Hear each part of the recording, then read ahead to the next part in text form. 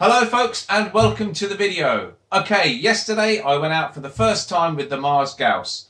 I got the Pro Pack and I put the little 7-inch coil on to give it a spin. So what I'm going to do now is I'm going to show you a few of the items that came out of the ground, and then at the end I'm going to talk a little bit more about how I found it and how I found the Gauss first time out. So let's get stuck in. Classic jumpy tones and jumpy numbers. I think this is going to be iron like it is on most machines.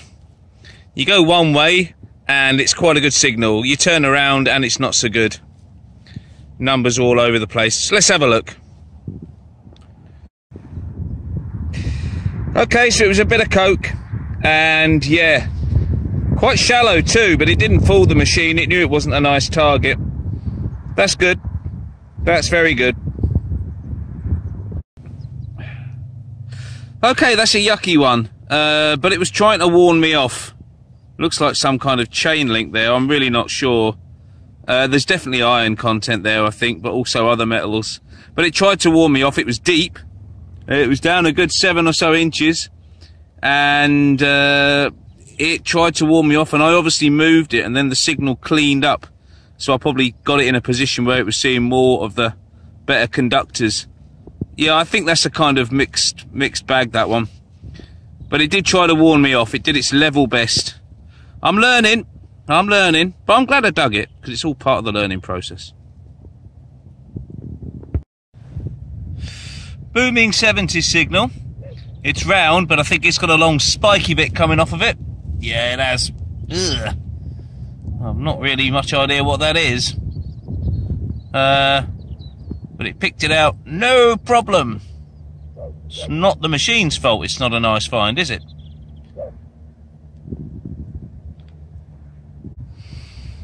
Okay, that's a tiny little piece of high conductor, numbers in the 70s, but let me show you why that was a really enjoyable target to get out. Okay, so the reason why it was so enjoyable to get out was it came out of that hole there. And I've only got to go back to there. And there's a huge lump of iron. Small coils. You do have to take your time. But if that was a longer 11, 12-inch coil, it would have seen both at the same time. And then it would have really struggled. But it separated the two lovely. And I got a banging signal on that little tiny chip of high conductor, just there, with the iron back there. Ah, the dreaded power lines. The dreaded power lines. Well, I just walked straight down the field underneath that lot, and I can honestly say I never noticed a thing. Superb result.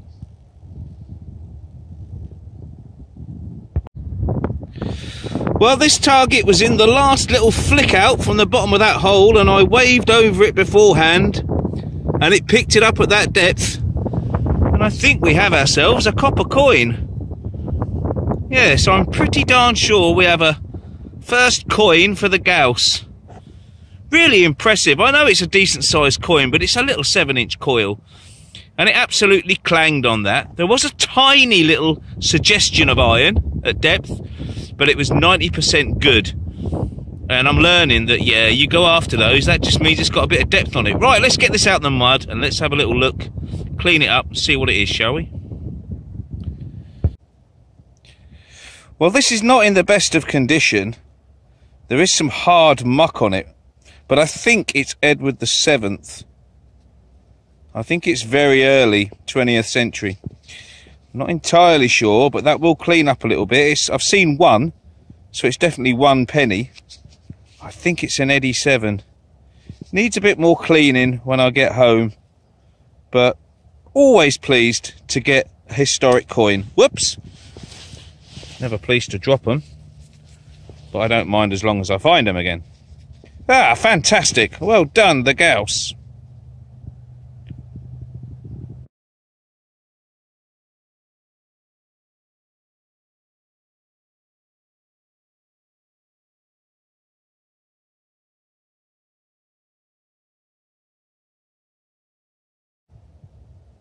Well, in the interests of research for all different detectorists, I turned the iron volume off.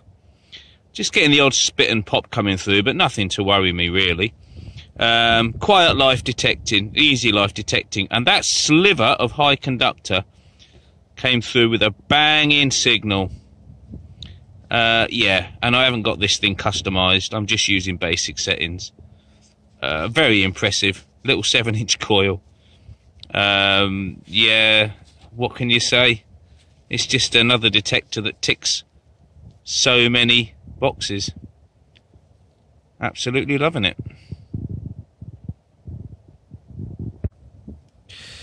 Okay, we've got a little farming artifact here, folks. Nice signal.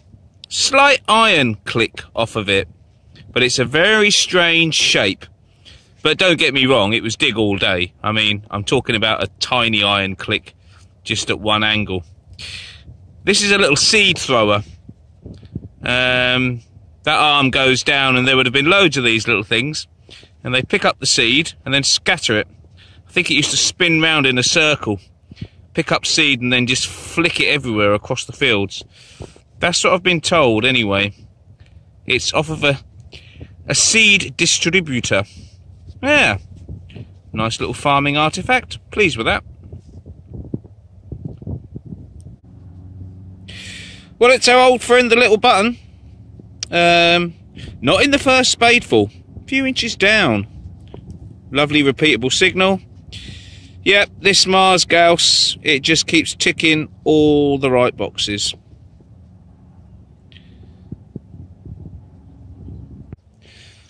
Well, I thought that was a musket ball, but it's not. It's got a big hole in it, and it's too light to be a lead pistol or musket ball.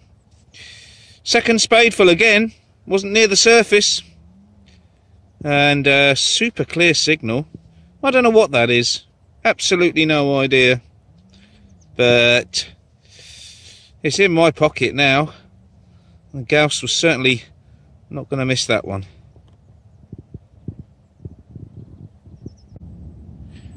And we have another small object, close to iron, but picked out beautifully by the 7-inch coil. That's got some age on it. It's a shard. It definitely looks shaped. No idea what it is. It's a partifact, I think. It's been worked. It's high conductive metal. And another little tiny object that the Gauss gave a beautiful signal on. And it was close to iron. Yep, very happy with that.